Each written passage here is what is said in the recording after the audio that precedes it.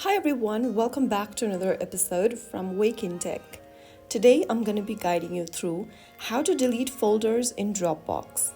To delete folders in Dropbox, first of all open up the Dropbox application on your device, and once you're in this home page, go ahead and tap on Files at the bottom. Here you will be able to see all of your files and folders. Select the folder you'd like to delete, tap on the three dots right above the folder, and then click on the delete button in the pop-up. Confirm the deletion by tapping delete, and there you have successfully deleted your chosen folder.